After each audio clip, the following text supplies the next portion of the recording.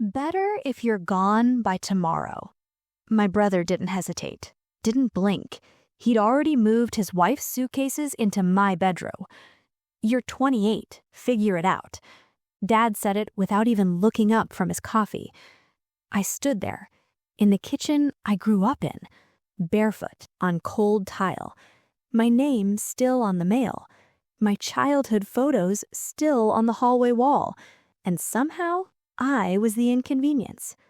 I didn't argue, didn't cry, didn't beg. I just nodded and started packing. Exactly 1 week later, my brother was screaming my name across that same kitchen, and this time, Dad wasn't sipping coffee. He was staring at me because they just realized something they never thought to check, and it changed everything. If you've ever felt like the extra person in your own home, you already know how that silence feels. The kind where everyone decides something about your life without you. Stick with me, because this story doesn't end the way they expected. If you love calm, satisfying karma, hit that like button. It genuinely helps more than you think. If you're new here, subscribe. We tell real Reddit revenge stories every week, and they always hit. Now let me take you back to suburban Ohio, before everything cracked. We lived in a quiet cul-de-sac outside Columbus, Ohio, the kind where every driveway had a basketball hoop and the lawns were trimmed within an inch of their lives. Our house was beige, 2 stories, slightly too big for 3 people. Mom passed when I was 22. After that, it was just me, Dad, and my older brother, Ryan. Ryan was the golden child. Always had been. High school quarterback, business degree from Ohio State, loud laugh, firm handshake, the kind of guy neighbors described as going places. I was steady. I worked as a compliance coordinator for a regional insurance company downtown Columbus, made $54,000 a year, paid Dad $800 a month to help with utilities and property taxes after Mom passed. I handled paperwork, taxes, insurance renewals, HOA emails, the unglamorous stuff that keeps a household upright.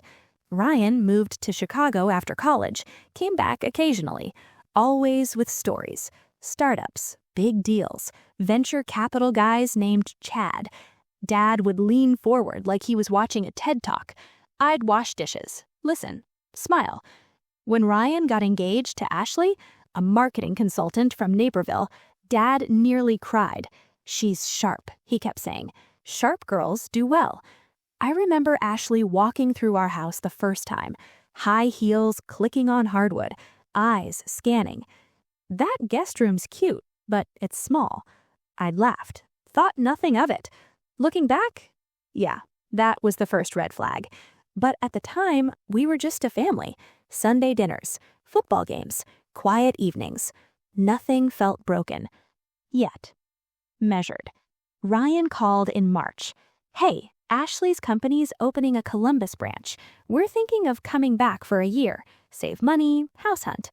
Dad lit up. "That's perfect. You can stay here." He didn't look at me when he said it. I told myself it was temporary, just logistics. They arrived in April with a moving truck. Ashley walked in like she was inspecting a rental. "So where are we setting up?" Dad cleared his throat. "Well, the master bedroom's mine, obviously." He laughed. Ryan looked at me and then at the hallway. "You still in the back room?" I nodded. It had always been mine.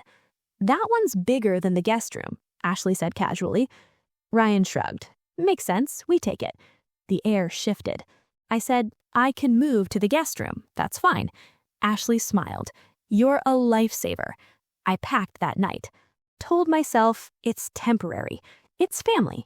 But temporary started stretching. Their boxes filled the garage.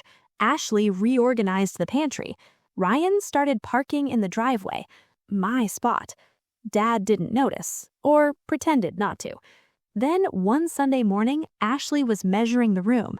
"For a king bed," she said. I paused. "You're buying furniture?" Ryan avoided my eyes. "Yeah, we're settling in." Settling in.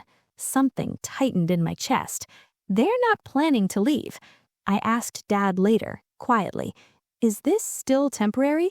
He sighed. Well, depends how things go. That was the moment.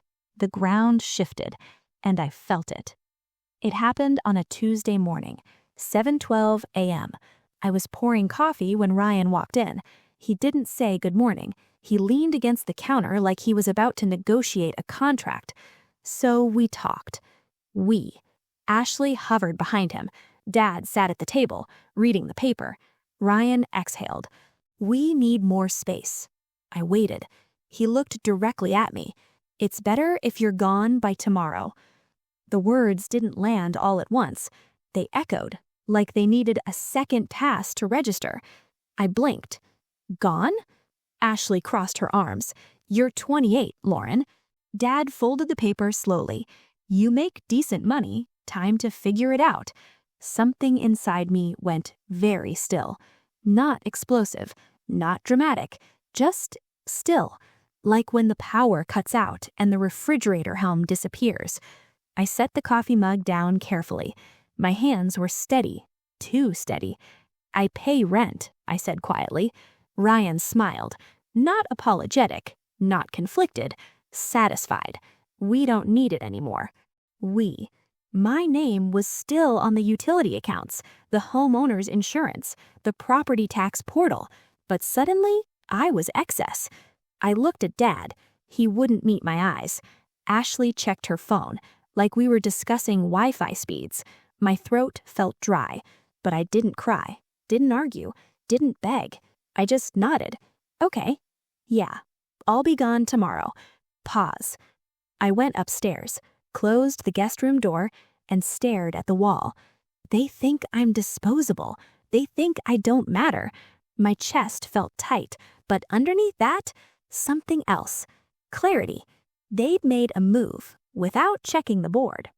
I packed quietly. Clothes first, then the framed photo of Mom from my dresser.